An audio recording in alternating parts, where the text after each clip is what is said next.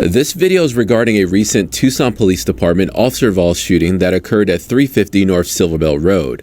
The Pima Regional Critical Incident Team, or PRCIT, consisting of 10 law enforcement agencies in Pima County, was activated to handle the criminal investigation of this incident, specifically the Pima County Sheriff's Department and the Oro Valley Police Department. This is standard practice so that agencies don't criminally investigate their own personnel. A separate but parallel administrative investigation is being conducted by the Tucson Police Department to determine if any policy violations occurred. Investigations involving an officer's use of force can take a significant amount of time.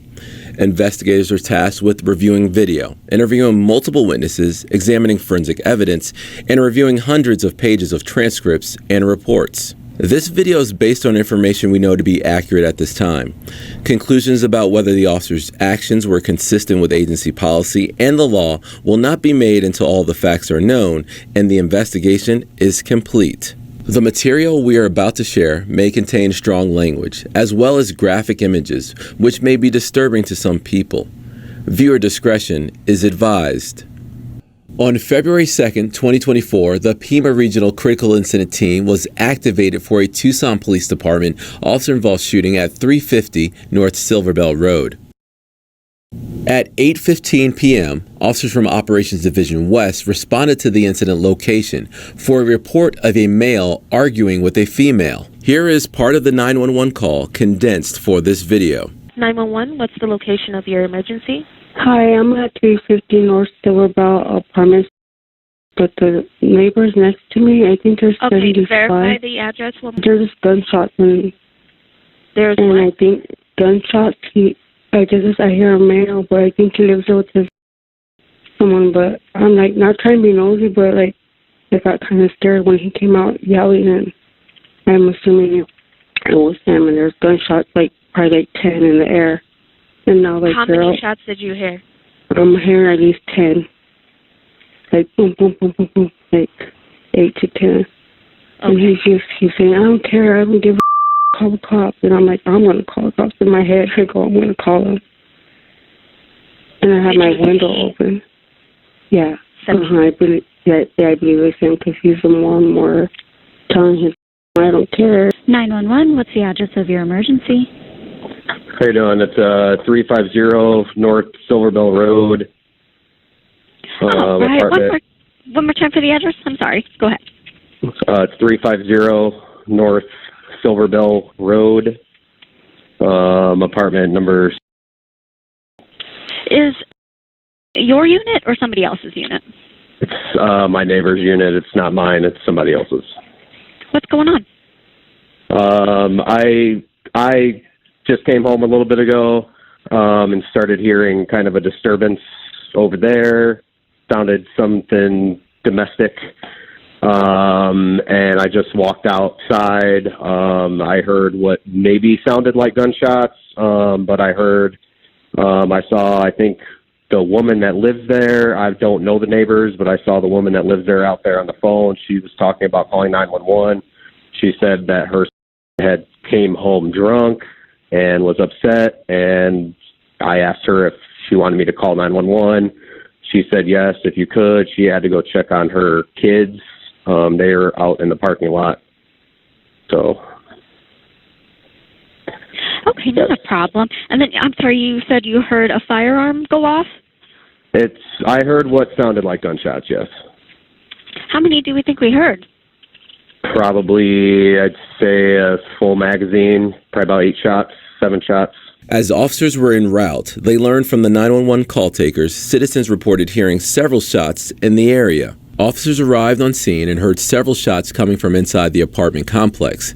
They also learned that the other occupants had left the residence and separated themselves from the suspect. The property there. Because they're used, right? So there's more shots. See what I mean? If we have more gunfire, we're going to be moving up. Officers began evacuating the neighboring apartments while the Tucson Police Department's Special Weapons and Tactics Team, or SWAT, contained the suspect to a single apartment. Simultaneously, hostage negotiators were requested to respond to the area. Prior to establishing communication with the suspect, the male opened the door of his residence and was holding a rifle in his left hand. Officers quickly identified themselves and instructed the suspect to put his hands up. The suspect did not comply and emerged from the front doorway and began to move the rifle to the right side of his body while bringing his right hand up in the direction of the weapon.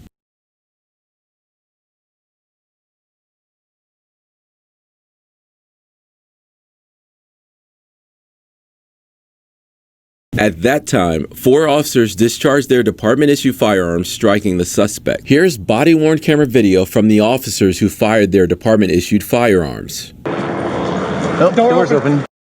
Tucson police, hands up! Contact front door. Doors open. Okay, remember sniper. Hands up. Rifle. Doors open.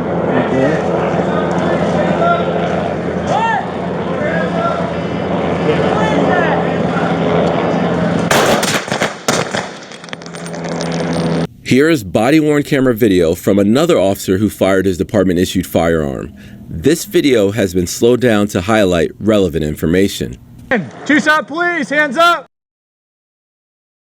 Contact front door. Keep your hands up! Okay, remember sniper. Hands up!